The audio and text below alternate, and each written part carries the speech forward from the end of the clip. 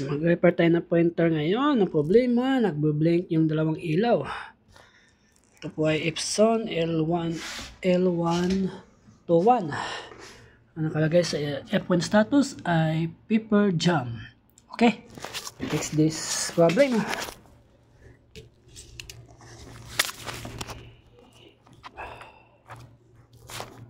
Tingnan natin kung anong problema. First,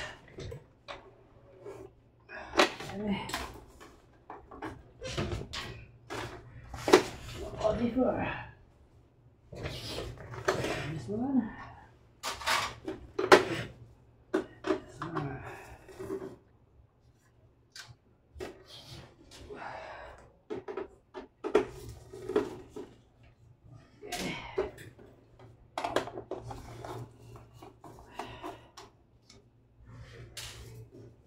yung technique kung paano tanggalin to. Dismantle itong Epson L121. Dapat tanggalin mo yung this one, yung ink niya, lagyan ng ink. Kasi dito yung may tornilyo kasi dito. Okay, I'll remove this one first.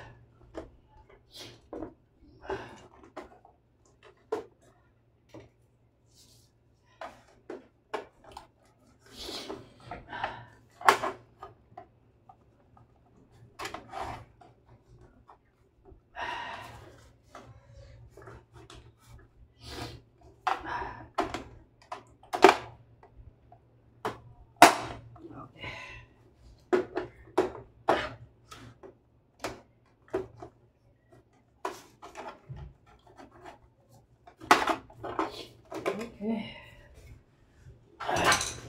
Balik natin to para hindi ma-remove yung ink niya.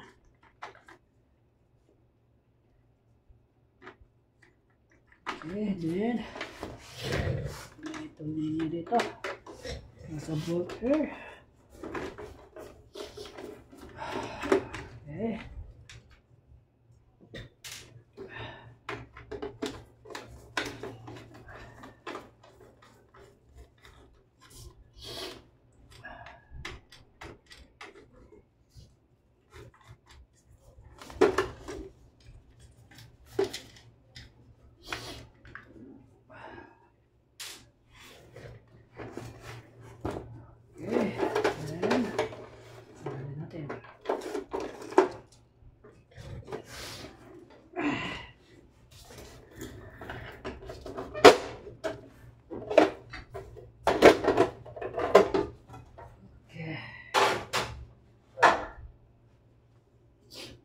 Guys,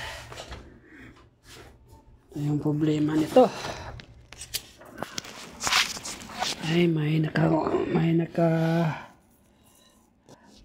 barang ito, may nakabara. Ito yung dahilan kung bakit ayaw mag-feed ng paper. This is the one cause of the paper jam. Okay, we solved the problem. This is the cause of problem. Cannot feed paper. That the error is paper jam. Okay, thank you guys for watching. Bye bye.